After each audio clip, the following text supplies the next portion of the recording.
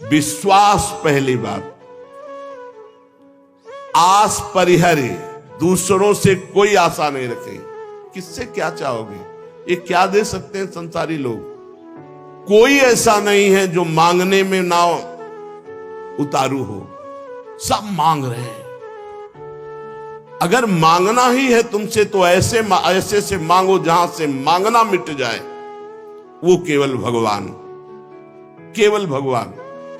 भगवान के सिवा अन्य से किसी मांगने से हमारा मंगतापन नहीं मिटेगा। पीछे एक दिन चर्चा में आया था कि यदि जांचना ही है तो जानकी नाथ से जांचो, जिससे जांचने के बाद जाचकता जरी जाए,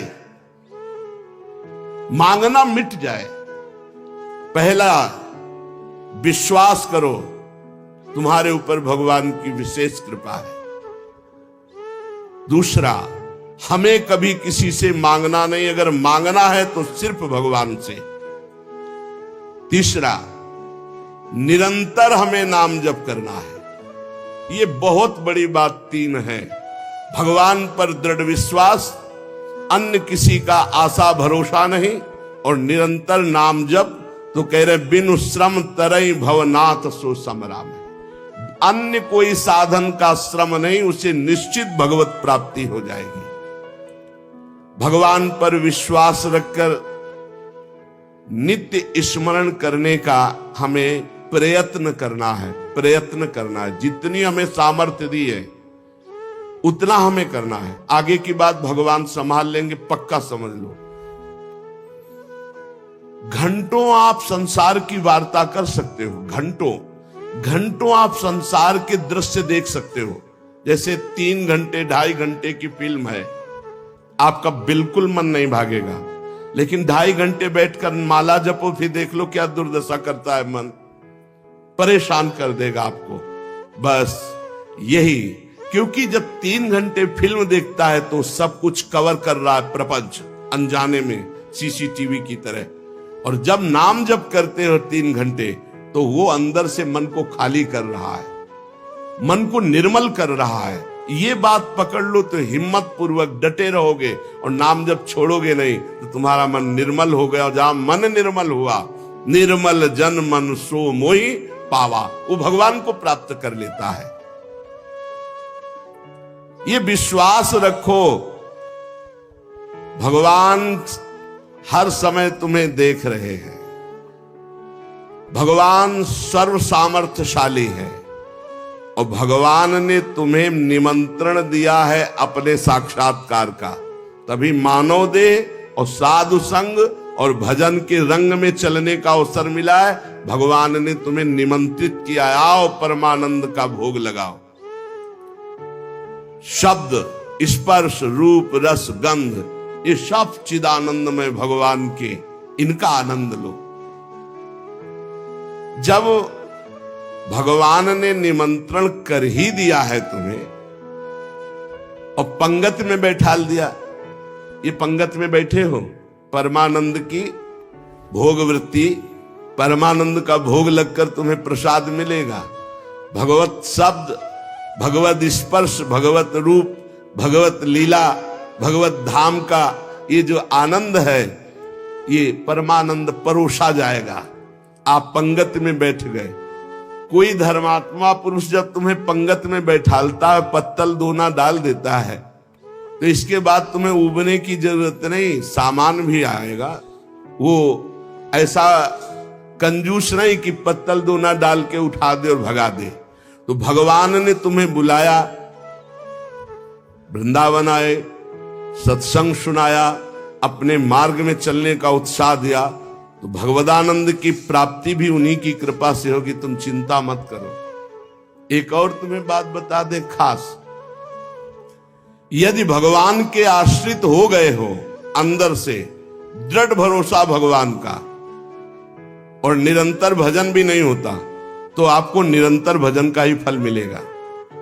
जैसे कोई आदमी लेबर को लिवा लावे, अब भाई शाम तक के कितने लोग? बोले 500 रुपए। अब बैठ जाओ, यहां बैठ जाओ, हम आपको काम बताएंगे। और शाम तक उसने कोई काम नहीं करवाया, तो बोले उसको 500 रुपया देना पड़ेगा कि नहीं देना पड़ेगा? पक्का देना पड़ेगा ना। तो भगवान को भगवत प्राप्ति करानी पड़ेगी। बुलाया है हमको।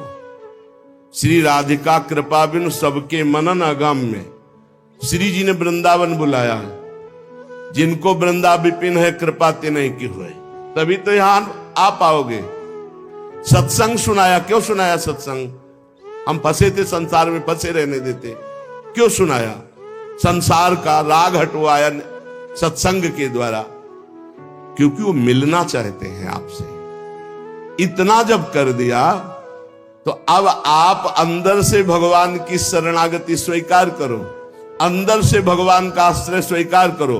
भजन की कमी भी होगी तो भी भगवत प्राप्ति हो जाएगी। जैसे वो 8 घंटा काम करने वाले को 500 मिलते हैं, पर वो काम नहीं करवाया, 8 घंटा बैठाले रहा, तो बैठाले रहने के 500 रुपया उसको देने पड़ेंगे, कानूनी देने पड़ेंगे। ऐसे ही भगवान को भगवत प्राप्ति करानी पड़ेगी। काहू के बल भजन को, काहू के आचार और व्यास भरोसे कुंवर के सुवत पाँव। आपने बुलाया है हमको। अगर आप ना घसीटते तो हम जैसे थे संसार में, देखो संसार में अपने आप में सब रमे हैं, वैसे ही हम भी रमे थे। आपने घसीटा, जब आपने घसीटा तो भगवत प्राप्ति आपको करानी ही पड़ेगी। ये हमको कहने की जरूरत नहीं, वो सत्य सच्चिदानंद है, वो करवा ही देंगे। परंतु अपने को अपने विश्वास में अटल रहना चाहिए। कल एक साधक प्रश्न कर रहे थे कि कई वर्ष नाम जप करते हो गए, अभी विकार नहीं गए, तुम कई वर्ष की बात करते हो, 2-4 वर्ष की बात करते हो। जब तक भगवत प्राप्ति नहीं हो जाती तो ये विकार धीरे धीरे कम होते हुए चिंगारी रहते हैं, खत्म नहीं हो जाते। ध्यान रखना है, हम पूरी बात अपने अनुभव की कह रहे हैं। ये चिंगारी रहते हैं, छोटे छोटे बिंदु, और अगर फूस मिल जाए तो चिंगारी को ज्वाला बनने में देर नहीं लगती। भ्रम में मत रहना, बिना भगवत साक्षात्कार के निर्विकार स्थिति नहीं होती। निर्विकारता दिखाई देती है, पर रहते हैं विकार छोटे छोटे बिंदुओं में, और जहां उसको संयोग मिला तो सिंधु होने में देर नहीं लगती। इसलिए आजीवन सावधान। भगवत प्राप्ति के लिए अन्न जल त्यागने की आवश्यकता नहीं है। बहुत बड़े महापुरुषों के वचन ध्यान से सुनना। अन्न जल का त्याग कर देने से भगवान के दर्शन नहीं हो सकते। अगर होते होते तो चलो भाई अन्न जल का त्याग कर दो तो भगवान मिल जाए, ऐसा नहीं है। ऐसा कोई शास्त्रीय नियम या संतों ने नियम नहीं बनाया आज तक कि आप अन्न जल का त्याग कर दो तो भगवान मिल जाएंगे। एक अहंकार और हो जाता है, वो अहंकार ना होने पावे।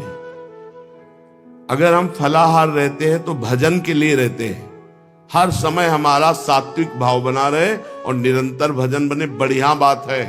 पर ये अहंकार ना हो जाए कि ये तो अन्न पाते हो, मैं फलाहारी हूं, 10 भगवत प्राप्ति में बड़ी बाधा अहंकार है।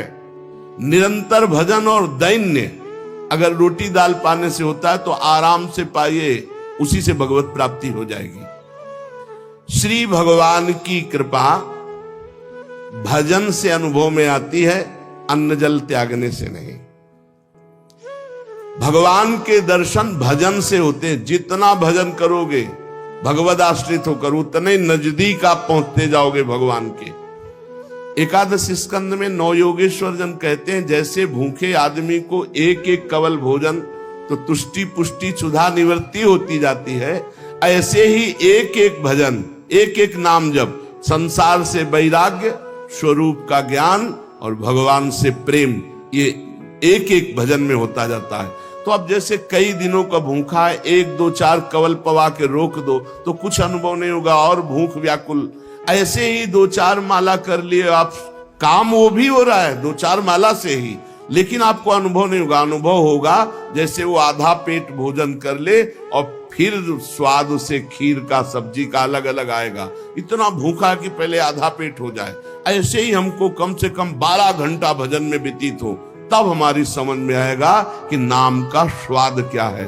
एक एक नाम संसार से वैराग्य, भगवान से प्रेम और स्वरूप का ज्ञान प्रतिपल करा रहा है। पर बोध तब होगा जब कम से कम 12 घंटा भजन 24 घंटे में होने लगे। और जिनका 24 घंटे भजन होता है, ईमानदारी से जिनका 24 घंटे चिंतन होता है, उनको कोई प्रश्न नहीं रह जाता, उनकी कोई चाह नहीं रह जाती, उनकी कोई कामना नहीं रह जाती। अपने आप भगवत साक्षात्कार, अपने आप तत्व ज्ञान होने, भजन में बहुत बड़ा बल है। तो इन सब बाहरी बातों पर साधक ना फंसे कि हम अन्न छोड़ दें, हम जल छोड़ दें, हम ये कपड़ा छोड़ दें।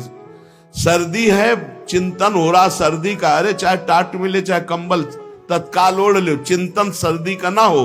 प्रिया प्रीतम को खास बात यह है, भूख लगी है जो मिले नमक रोटी खाओ, इसको शांत करो और चिंतन प्रभु का करो। चिंतन रोटी का हो रहा है, चिंतन कपड़ा का हो रहा है, चिंतन भोगों का हो रहा है, अब वो बात नहीं। ये बात बिल्कुल परमार्थ में शास्त्र सम्मत, हमारा चिंतन नहीं होना चाहिए जागतिक भोगों का। भगवत प्रसाद जो मिला इसे डाल लिया उदासीन भाव से, चिंतन हमारा प्रभु का होना चाहिए। भगवत दर्शन में प्रधान भजन करते हुए जब भगवान से मिलन की व्याकुलता होती है, अभी कहां मिलन की व्याकुलता है।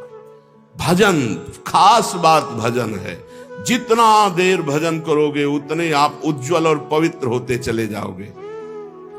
आपको पता नहीं होता कि आप कितनी ऊंचाई पर चढ़ रहे हैं। जब कोई अपराध बनता है और वो खो जाती है वृत्ति, तब लगता है कितनी ऊंचाई की वो वृत्ति थी, मेरे से गलती हो गई तो देखो वृत्ति खो गई। सहज धारा भगवत चिंतन की, सहज धारा, कोई विक्षेप नहीं, कोई चाह नहीं। और जहां अपराध बन गया तो बाधित हो जाती। कई तरह का अपराध होता है। मैं बहुत भजनानंदी हूं और इनमें तो भजन नहीं, रुक जाएगा आपका भजन। किसी से अपने को मिलाना, उसको अपने से नीचा देखना, मारे गए, आपका भजन रुक जाएगा। किसी की निंदा कर देना, किसी के ऐसी चेष्टा करना कि उसके भजन करने वाले हृदय में दुख पहुंच गया, अब आपका भजन अवरुद्ध हो जाएगा।